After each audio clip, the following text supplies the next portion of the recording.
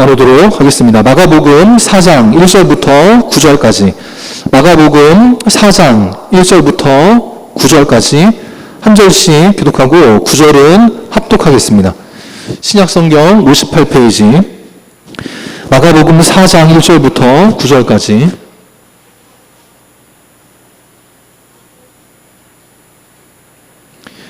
마가복음 4장 1절부터 9절까지 한 절씩 교독하겠습니다.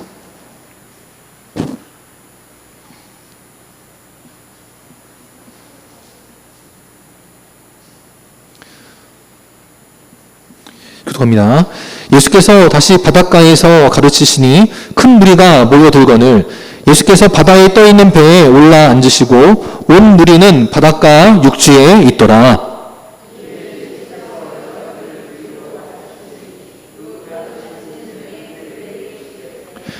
들으라, 씨를 뿌리는 자가 뿌리러 나가서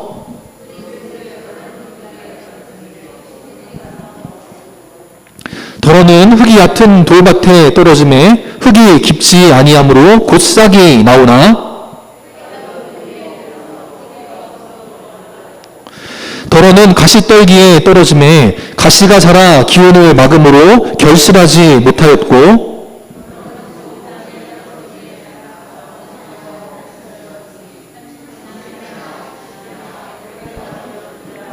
같이 또 이르시되 들을 귀 있는 자는 들으라 하시니라.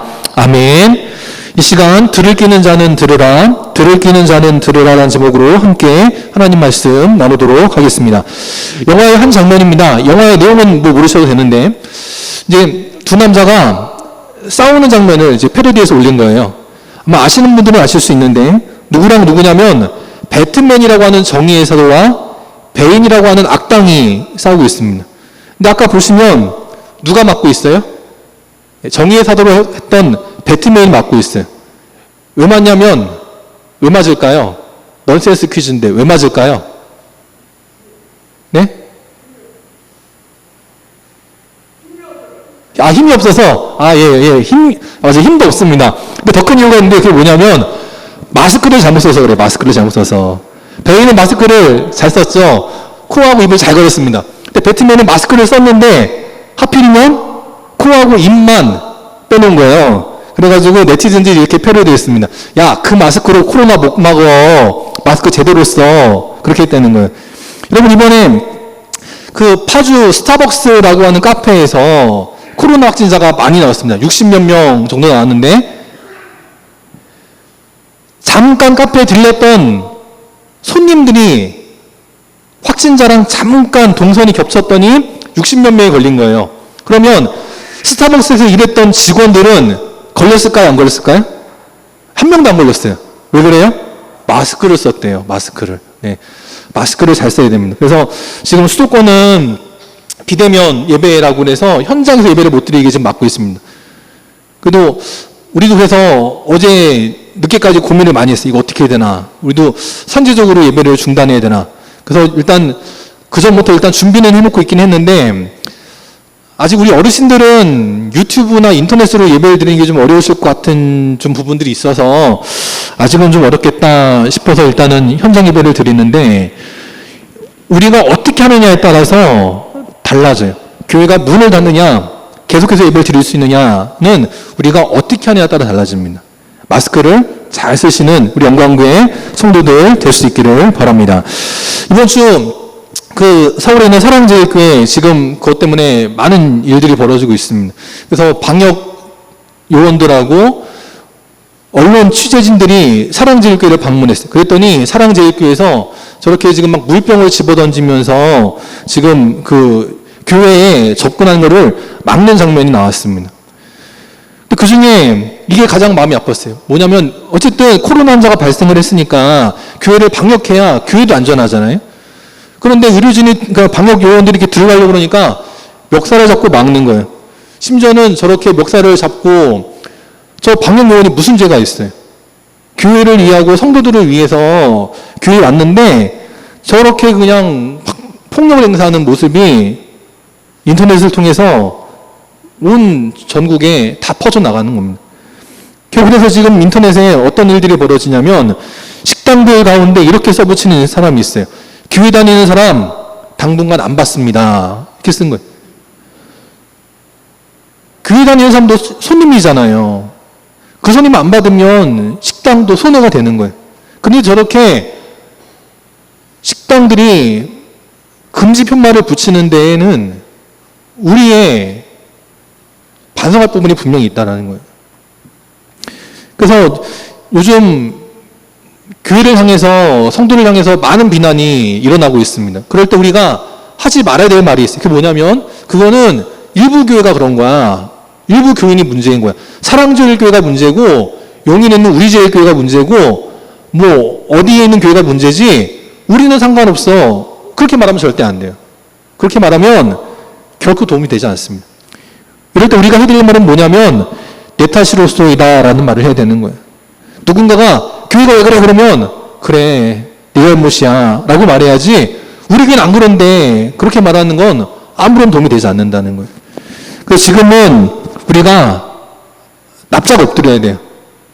하나님께 먼저 엎드려야 되고 그 다음에는 사람들에게 엎드려야 되는 겁니다.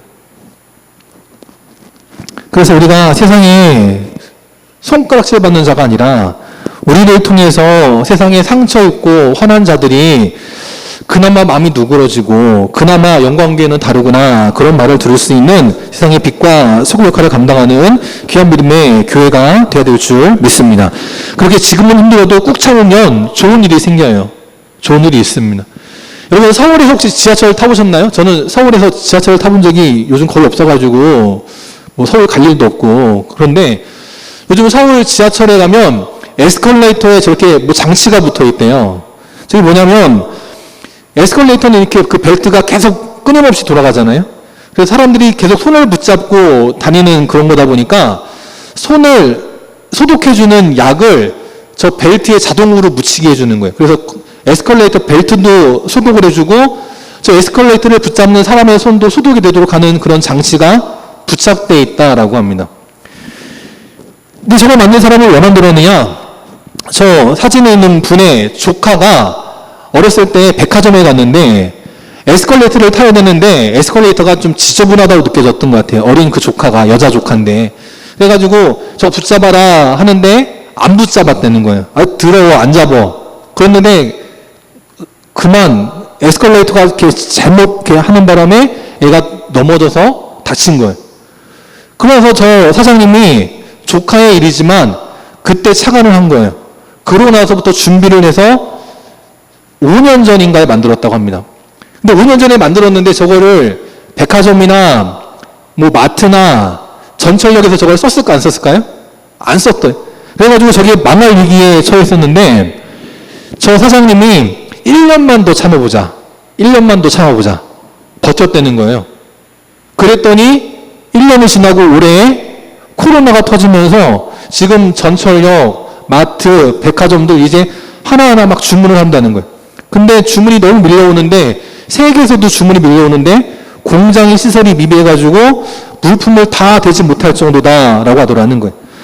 이 사장님이 힘들고 어려웠지만 꾹 참고 5년을 버텼더니 지금 어떻게 되냐면 매출이 100배로 늘어나게 됐다는 거예요. 내년에는 더 늘어난다는 거예요. 지금은 힘들어도 우리가 해야 될 일을 해야 됩니다. 우리가 지켜야 될 자리를 지켜야 돼요. 그러면 하나님께서 우리 영광교회에도 100배 이상의 축복을 허락하여 주실 줄 믿습니다. 오늘 말씀 1절에 보면 예수님께서도 어떻게 하시느냐? 다시 바닷가에서 가르치셨다라고 말씀해요. 3장에서 어떤 일이 있었어요? 무리들은 자기들의 욕망을 향해서 예수님을 찾아오고 예루살렘에서 어떤 서기관들은 예수님을 귀신 들린 자라고 모함하기 위해서 찾아오고 예수님의 친척들, 심지어는 예수님의 어머니, 동생들도 예수님을 향해서 미쳤다라고 말하는 그런 어려움을 겪었어요. 그런 어려움을 겪으면 여러분들은 마음이 어떻겠어요? 아, 쉬고 싶어. 아, 이제 그만할래. 그런 마음 들지 않겠습니까? 근데 예수님은 바로 이어서 어떻게 하느냐? 다시 바닷가에서 가르치셨다라고 말씀해요. 이것이 믿음의 사람의 모습이어야 한다라는 것입니다. 열심히 일하는 건 누구나 할 수 있어요. 열심히 일하지만 일한 것만큼의 대가가 없고 내가 열심히 한 것만큼의 좋은 평가가 없을지라도 다시 믿음의 자리로 돌아오느냐, 다시 믿음의 사명을 감당하느냐, 그것이 진정한 믿음의 사람과 그렇지 못한 사람의 차이로 갈라지더라라는 거예요. 우리 영광교회 믿음의 성도들도 기도하는데 달라지는 게 없습니까? 믿음 생활하는데 달라진 게 없어요? 그럼에도 불구하고 우리 예수님처럼 다시 믿음의 자리에서 믿음의 사명을 감당하는 귀한 인생들이 되어야 될 줄 믿습니다. 그럴 때 예수님은 달라지셨습니다. 다시 믿음의 자리로 나와서 다시 백성들에게 가르치기는 하시는데 그 전까지는 달라진 게 있어요. 뭐냐? 이제는 하나님 말씀을 선포하실 때 비유로 가르치기 시작하셨다라는 겁니다. 비유란 뭡니까? 좀 알아듣기 쉽게 하는 겁니다. 저도 설교할 때 보면 가장 반응이 좋을 때가 어느 때예요? 우리 애들 이야기할 때 가장 반응이 좋으세요. 비유로 하는 겁니다. 그러면 알아듣기 쉽고 와닿는 거예요. 하지만 예수님께서 비유로 가르치시기 시작했다라는 것은 마냥 좋은 것만은 아니었다라는 것입니다. 예수님께서 비유로 가르치기 시작하셨다는 것은 뭐냐? 먼저 첫 번째, 구원의 문이 닫힐 때가 있다는 것을 알려주기 시작하셨다라는 거예요. 예수님께서 바닷가에 계실 때 큰 무리가 몰려왔습니다. 그 무리들은 뭐에만 관심이 있어요? 자기들의 소원에만 관심이 있습니다. 병든 자는 병 고침 받는 거, 직장과 사업장이 안 되는 사람은 이거 어떻게 좀 잘 풀리는 거, 자녀들의 앞날, 내 건강, 여기만 관심이 있어요. 그렇게 몰려오는 무리들은 질서를 찾아볼 수가 없습니다. 그래서 어떻게까지 됐느냐? 예수님께서 더 이상 이 큰 무리 때문에 어쩔 수 없으니까 바다에 떠있는 배에 올라앉으셨고, 무리들은 배가 없으니까 예수님께로 나가지 못하고 육지에서 발만 동동동동 구르고 있는 거예요. 왜 그랬느냐? 마가복음 3장 9절에 보니까 이렇게 말씀하고 있어요. 무리가 예수님을 에워싸가지고 너도 나도 자기 소원 들어달라고 막 밀어 제끼니까 그걸 피하기 위해서 작은 배를 대기하고 거기에 올라가셨다라는 겁니다. 그전에도 그런 일이 있었는데 또다시 오늘도 큰 무리들은 자기 소원에만 욕심이 있는 거예요. 자기들이 집회하는 건 좋은데 이것 때문에 나라가 어떻게 될지는 관심 없고 그저 자기들 원하는 것만 이루겠다고 하는 그 사람들과 똑같은 거예요. 그러니까 예수님께서 피하시게 되었다라는 겁니다. 무리뿐만 아니고 서기관도 그랬죠. 서기관들도 어떻게 했습니까? 예수님께서 중풍병자를 고쳐주셨는데 그러면 하나님의 놀라운 은혜구나 라고 말하지 못하고 예수님께서 그 중풍병자의 죄를 사해 주신다는 그 말 한마디에 걸려가지고 이 사람이 어떻게 이렇게 신성 모르게 말을 할 수 있느냐라고 하고 더 나아가서 어떻게 돼요? 나중에는 헤롯 왕과 손을 잡고 극우와 국자가 손을 잡고 예수님을 죽일까 의논한 단계까지 갔다라는 거예요. 또 자기 주변에 있던 사람도 아니고 예루살렘에서 내려온 서기관도 어떻게 합니까? 예수님을 향해서 저 사람은 바알세불 귀신의 왕이 들러붙었어. 귀신 들렸어. 그렇게 모함을 받았다라는 거예요. 심지어는 자기 가족들까지도 예수님을 모함하는 어려움을 겪었다라는 것입니다. 그럴 때 예수님 뭐라 말씀하십니까? 마가복음 3장 29절에 보면 누구든지 성령을 모독하는 자는 영원히 사하심을 얻지 못하고 영원한 죄가 되느니라 라고 말씀하고 있다는 거예요. 사람은 누구나 살아가면서 실수하고 죄를 범하기 마련입니다. 목사도 때로는 성도들에게 상처 주는 말을 합니다. 때로는 상처 주는 행동을 해요. 성도도 그렇습니다. 성도도 성도들끼리, 성도도 교회에게, 성도도 목사에게 누구나 다 그럴 수 있어요. 그런데 모든 죄 다 용서받지만 한 가지 용서받지 못하는 게 뭐예요? 하나님의 일을 회방하는 것이다 라고 말씀해요. 그러면서 예수님께서 이제 어떻게 하시느냐? 이제 모든 것들을 비유로 가르치기 시작하셨다라는 거예요. 그러면서 비유로 가르치신 이유가 뭐냐? 33절에 보니까 사람들이 알아들을 수 있는 대로 비유로 가르치셨다라는 거예요. 그런데 34절에 보면 그 비유의 뜻이 무엇인지 정확한 의미는 누구에게만 알려주셨냐? 혼자 계실 때 당신을 지키고 있는 제자들에게만 그 진짜 의미가 무엇인지를 해석해 주셨다라는 거예요. 그러면서 11절에도 보니까 하나님 나라의 비밀이 제자들에게는 주어졌는데 외인에게는 비밀이 되었다는 거예요. 그래서 비유로 말씀하신다라고 하셨다라는 것입니다. 또 그 이유가 뭐냐? 12절에 보면 혹시라도 외인들이 하나님 나라의 비밀을 알아듣고 깨달은 다음에 돌이켜서 죄삼을 얻지 못하도록 하기 위해서 비유로 말씀하신다라는 거예요. 마치 이와 같습니다. 노아의 방주 때와 같아요. 노아의 방주도 만들어질 때 비가 내리기 전까지는 문이 열려 있었습니다. 누구나 노아의 말을 듣고 방주에 올라가면 구원받을 수 있었어요. 이제 좀 있으면 홍수가 생깁니다. 이제 조금 있으면 폭우가 내립니다. 그러한 노아가 아무리 말을 해도 듣지 않아요. 문이 열려 있으니까. 문이 열려 있으니까 혹시라도 비 내리면 그때 올라가면 되지 말을 안 듣는 거예요. 근데 하나님은 문을 닫아 놓으시고 홍수와 폭우를 내리게 하셨다라는 거예요. 그러니까 그제서야 사람들이 나 살려달라고 해봐야 소용이 없더라는 거예요. 우리도 마찬가지입니다. 우리가 이렇게 평안한 인생을, 일상을 살아가고 있지만 이 때가 언제 끝날지는 아무도 모른다라는 거예요. 그럼 어떻게 해야 돼요? 그 구원의 문이 닫히기 전에 내가 구원의 문으로 들어가는 인생이 돼야 한다라는 것입니다.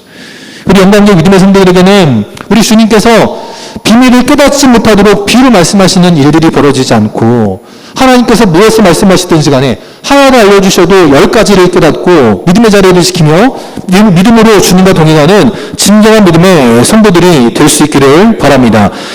그러면 우리 어떻게 되느냐? 핵심을 알아들어야 한다는 거예요. 오늘 예수님께서 비유로 말씀을 하십니다. 그러면서 시작하실 때 어떻게 시작하시냐면 3절에 보니까 들으라 라고 말씀하고 계세요. 사람들은 본인이 직접 하는 게 편합니다. 그렇죠? 직접 하는 게 편해요. 또 직접 해야 금방 빨리 알아듣고 금방 체득하고 금방 할 수 있게 됩니다. 듣는 건 잘 안 돼요. 저도 요즘 집에서 뭐 좀 해보려고 하는데 아무리 유튜브로 잘 들어도 막상 해보려고 그러면 잘 안 되더라고요. 내가 실수를 해보고 실패를 하면 그 다음에는 이렇게 하면 안 되는구나 알지 듣는 거로는 잘 안 돼요. 근데 우리 주님은 말씀하십니다. 해라, 행동해라, 이것이 아니라 들으라 라고 말씀하셨다는 거예요. 그러면서 마가복음 4장에 비유를 4가지 말씀하시는데 첫 번째 비유는 뭡니까? 옥토와 박토, 좋은 땅과 나쁜 땅. 우리는 흔히 씨 뿌리는 자의 비유를 알고 있는 그 좋은 땅과 나쁜 땅의 비유를 하셨습니다. 두 번째 등불의 비유를 하시고, 세 번째 자라나는 씨의 비유를 하시고, 네 번째는 겨자씨의 비유를 하셨다라는 거예요. 이 비유들을 듣고 알 사람은 알아들어라 라고 말씀하시는 거예요. 저희도 지금 우리 아들이 있는데 아들이 지금 안경 안 쓰고 왔는데 저희 아들이 작년까지는 눈이 좋았습니다. 1.0이었어요. 공부할 때 1.0, 장난감 보고 만화 볼 때에는 2.0. 눈이 아주 좋은 아이였습니다. 근데 아빠가 늘 말하기를 엎드리지 마라. 가까이서 보지 마라. 잘 들었을까 안 들었을까요? 잘 안 들어요. 그러니까 결국 어떻게 됐냐? 안경을 썼습니다.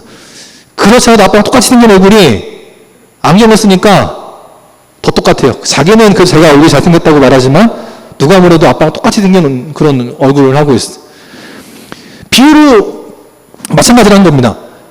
아빠가 이야기할 때 알아들으면 본인이 편해요. 안경을 안 씁니다. 얼굴이 안 망가져요. 근데 알아듣지 못하면 문제가 생기더라라는 거예요. 오늘 말씀의 비유인 씨가 뿌려진 4종류의 땅에 대해서 말씀합니다. 어떤 씨 뿌리는 자가 씨를 뿌리는데 길가로 떨어지고 돌밭으로 떨어지고 가시떨기밭으로 떨어지고 좋은 땅으로 떨어져요. 아마 이 말씀을 읽을 때마다 우리 농사 지으시는 우리 철원 성도님들은 이해가 안 되실 수도 있어요. 아니 어떻게 농사를 짓는데 길가에다가 돌밭에다가 가시떨기밭에다가 어떻게 농사를 지은 거야? 그럴 수 있는지 모르겠는데 농사 짓는 방법이 우리랑 달라서 그렇습니다. 이스라엘에 지금도 농사를 지을 때 땅의 모습이 저래요. 여러분들 같으면 상상을 못 하실 일이죠. 미리 밭을 기경해가지고 밭고랑을 다 내놓고 돌멩이 발들 다 건져내놓고 좋은 땅 만들어 놓은 다음 농사를 져야 되는데 이스라엘은 지금도 농사를 지을 때 저렇게 짓는 거예요. 밭이 있는데 저 밭에 저렇게 커다란 돌멩이들이 그냥 바위가 여러 개 그냥 막 있는 거예요. 우리는 씨를 심는데, 뭐를 심는데, 이스라엘은 뿌리는 농사법을 지금도 사용하고 있다라는 겁니다. 그래서 우리의 방식으로 보면 무슨 농사를 이렇게 지어 할 수 있지만 이스라엘의 방식으로 보면 저렇게 짓는구나 이해할 수 있는 거예요. 우리는 보통 오늘 말씀을 씨 뿌리는 자의 비유로 알고 있는데 씨 뿌리는 자의 비유가 아닙니다. 왜냐? 3절에 보니까 씨를 뿌리는 자가 뿌리러 나갔다라고 말해요. 이 씨 뿌리는 자가 농사를 몇십 년 지은 베테랑인지 이제 막 시작한 사람인지 성경은 말씀하지 않아요. 씨를 뿌릴 때에도 무슨 씨를 뿌렸는지에 대해서 말씀하지 않습니다. 뭐만 말씀하세요? 어떤 땅에 씨가 뿌려졌느냐 이것만 말씀하시더라 하는 겁니다. 그래서 예수님 나중에 제자들에게 설명하실 때 14절에 보면 이렇게 말씀하십니다. 뿌리는 자는 무엇을 뿌리느냐? 말씀을 뿌리는 것이다 라고 말씀해요.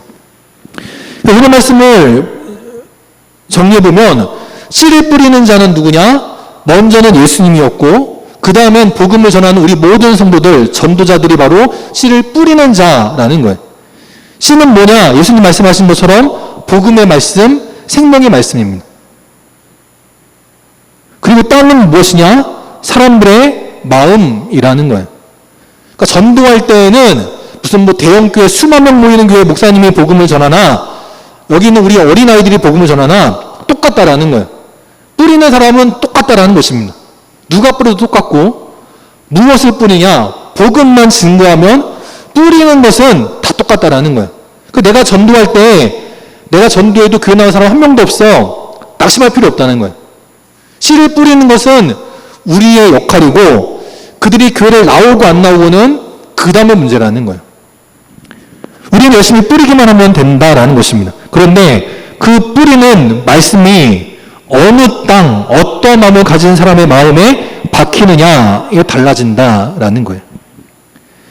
예수님께서 이제 비유를 말씀하실 때 오늘 이 좋은 땅과 나쁜 땅, 이 비유를 맨 먼저 하신 이유가 있습니다. 그게 뭐냐면 3장에서 예수님을 만난 사람들 때문이었다라는 거예요.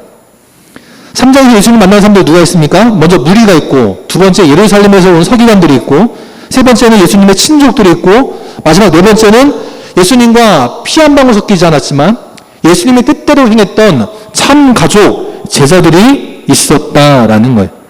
예수님은 이것을 적용하셨다라는 거예요. 예수님을 만났다는 것은 뭐냐? 말씀이 뿌려졌다라는 거예요. 말씀이 뿌려진 사람들, 예수님 만난 사람들, 똑같은 예수님을 만났지만 그들이 어떻게 달라졌냐? 예수님은 그것을 말씀하기를 원하셨다라는 것입니다. 그러면서 이제 네 가지 땅의 비유를 하셨다라는 거예요. 길가는 뭐예요? 길가는 딱딱한 땅입니다. 씨가 먹히지 않는 그런 땅이에요. 그래서 오늘 사전 말씀을 보니까 새들이 와서 먹어버렸다라고 말씀해요. 복음이 전해지긴 했지만 새가 와서 먹어버렸다라는 거예요. 누가복음 8장에도 보면 어떻게 말하느냐? 사람들이 지나가다가 그 씨를 밟아버렸다라고 말해요. 그러니까 더 이상 역할을 하지 못하는 씨가 되어버렸다라는 거죠. 돌밭이 있습니다. 이 돌밭은 우리도 봄에 황사들 많이 밀려올 때 보면 이렇게 어떤 뭐 테이블이든 차든 모이로 흙이 이렇게 덮이잖아요. 근데 이스라엘 땅은 사막지대가 많기 때문에 더 어마어마한 흙더미가 몰려옵니다. 그래서 닦지 않고 가꾸지 않으면 돌밭이라 할지라도 흙이 덮여서 그냥 좋은 밭처럼 보인다는 거예요.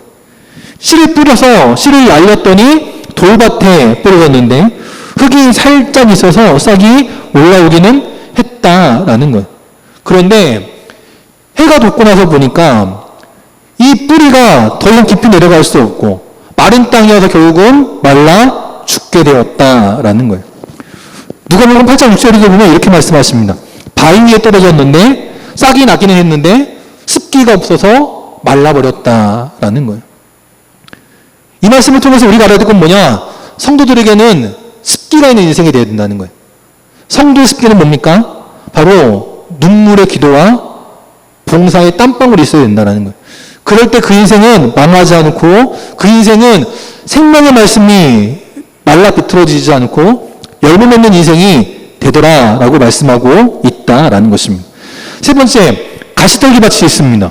이 가시떨기 밭은 흙이 깊어서 싹이 잘 자라긴 하는데 가시 때문에 결국은 더 이상 기운을 뻗치지 못하고 가시나무에 의해서 결실을 하지 못하고 죽게 되더라라는 거예요. 네 번째 좋은 땅이 있습니다. 이 좋은 땅은 심었더니 뿌렸더니 뿌린 대로 쑥쑥 자라 무성하게 되고 결실하게 되었다라는 거예요. 이 비유를 통해서 우리 사랑하는 성도들이 더 이상 무리도 되지 말고 남을 억울하게 정죄하는 서기관도 되지 말고 함께 자랐지만 예수님의 뜻, 하나님의 뜻을 무시하고 자기 멋대로 살아가는 어리석은 가족처럼 되지 말고 좋은 열매 맺는 진정한 주님의 가족이 되어라 라고 말씀하고 있다라는 것입니다. 그래서 땅에 비유를 하셨지만 예수님은 땅에 대해서 말씀하시는 것이 아니고 나를 찾아오는 자들은 자기의 욕망, 자기의 기득권 이것이 아닌 하나님의 뜻을 위해 살아가는 그런 믿음의 좋은 옥토와 같은 성도가 되어야 된다라고 말씀하고 있다라는 거예요. 그럴 때 우리는 그 주님의 말씀을 듣고 이제 어떻게 되느냐? 깨달아서 열매를 맺는 인생이 되어야 한다라는 것입니다. 3절 말씀, 이 씨 뿌리는 이 비유를 말씀하실 때 3절 들으라로 시작하셨습니다.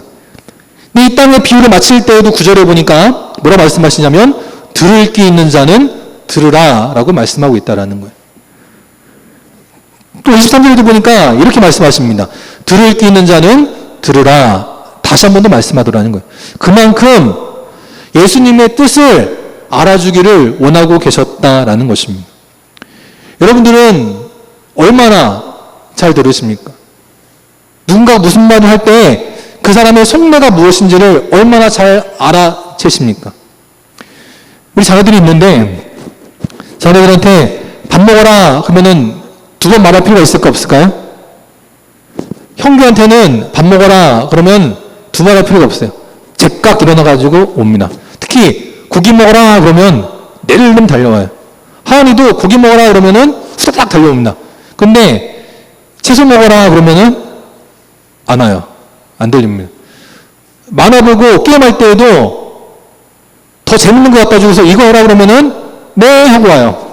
근데 열심히 게임하고 있는데 공부해라 그러면 안 들어요.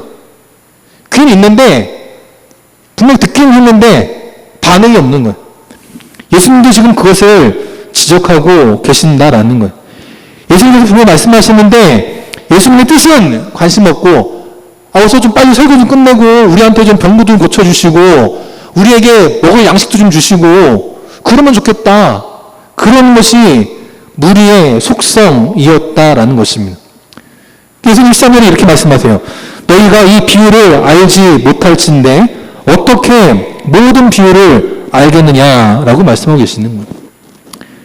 예수님의 뜻을 알아야 된다라는 것입니다. 오늘 1절부터 9절까지 말씀 중에서 주님이 원하시는 것은 뭐냐? 마가복음 3장 35절에 나왔던 것처럼 하나님의 뜻대로 행하는 자가 진정한 내 형제요, 자매요, 어머니다 라고 말씀하고 있는 거예요.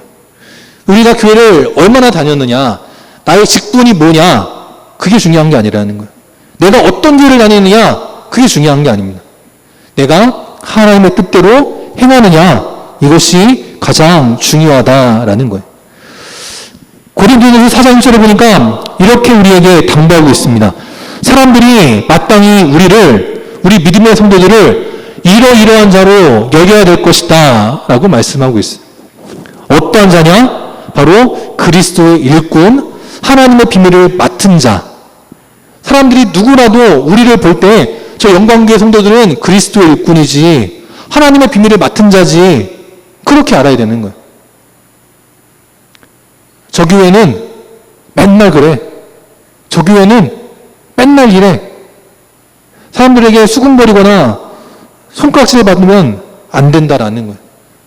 다른 교회는 이 코로나 상황에서 다 문제가 있을지라도 영광교회 성도들은 이 나라를 위해서 기도하는 교회지. 우리 철원 땅을 위해서 애국하는 교회, 기도하는 교회지. 저 교회 나가면 은혜 받고 복 받지. 우리가 그러한 교회요, 마땅한 그러한 믿음의 성도가 되기 위해서 힘써 노력해야 된다라는 것입니다. 잠언 4장 23절에 보니까 이렇게 우리에게 권면하고 있습니다. 모든 지킬 만한 것 중에 어떻게 해요? 우리의 마음을 지키라라고 말씀합니다. 사람이 돈이 많아야 돼요. 수중에 돈이 많으면 어디 가도 주저하지 않게 됩니다.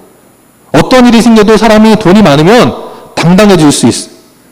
근데 돈이 없어도 괜찮다는 거야, 성경은. 사람이 건강해야 됩니다. 건강해야 어디 가도 힘을 쓸 수 있고 어디 가도 맞지 않고 다닐 수 있는 거예요. 아까 그 배트맨 영화 보여드릴 때 힘이 없어서 맞았다고 말씀하셨는데 마찬가지예요. 힘이 없으면 어디 가서 당합니다. 힘이 있어야 돼요. 근데 성경은 힘이 없어도 된다라고 말씀해요. 사람이 지켜야 될 것은 뭐냐? 마음이다라고 말씀해요. 왜냐하면 이 마음에서 생명의 근원이 나오게 되기 때문이다라고 말씀하고 있어요. 우리가 우리의 마음을 옥토와 같이 만들어야 될 줄 믿습니다. 그러면 우리 영광교회 믿음의 성도들은 세상에서 아무리 이런저런 말이 들려오고 이런저런 소식이 들려온다 할지라도 우리는 결코 넘어지지 않고 무너지는 그런 삶이 아니라 하나님 안에서 아름다운 믿음의 열매를 맺는 복된 인생이 되게 하실 줄 믿습니다.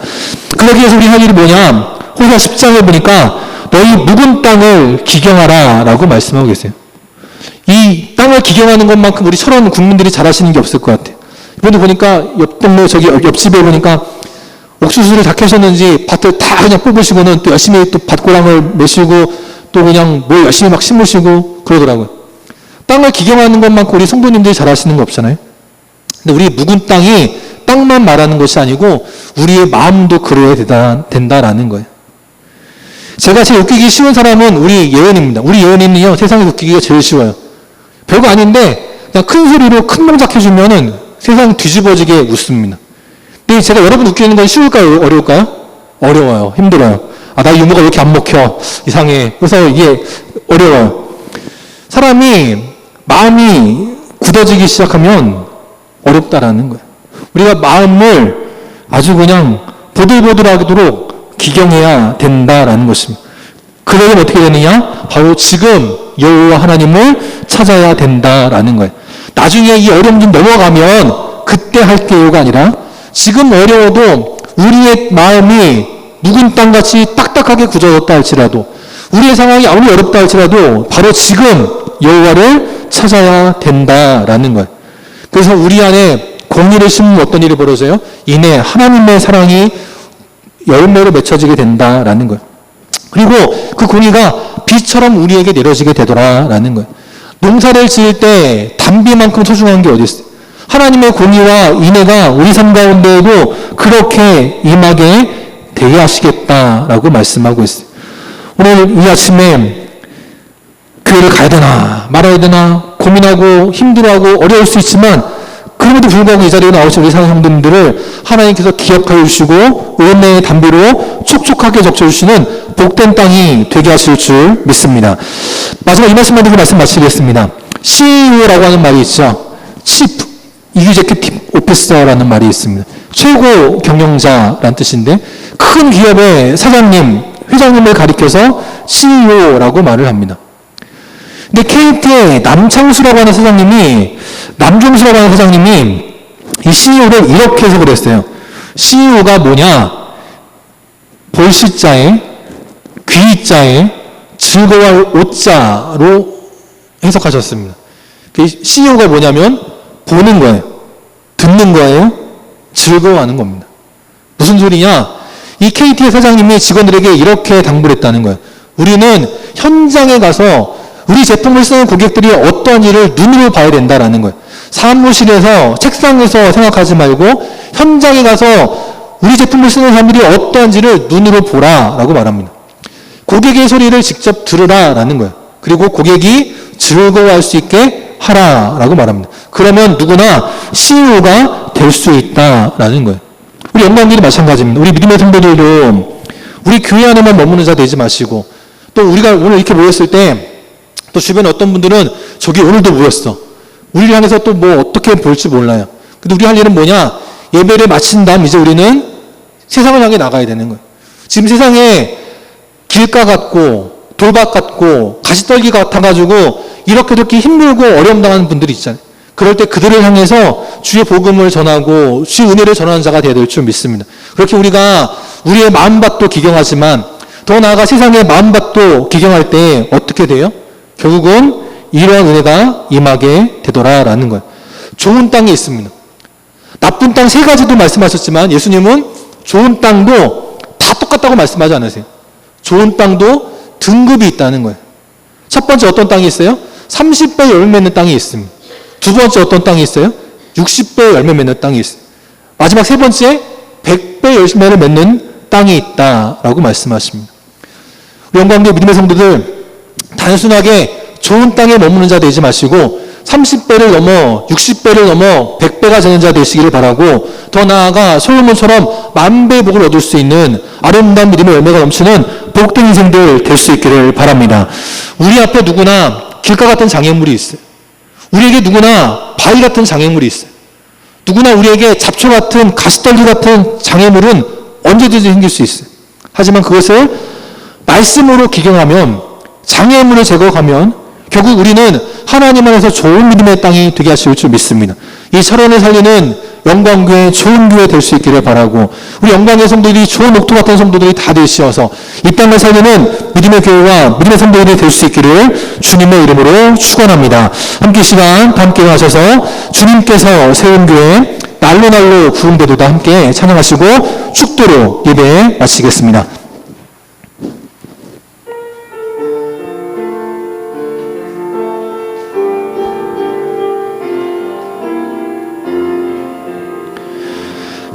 주님께서 세운 교회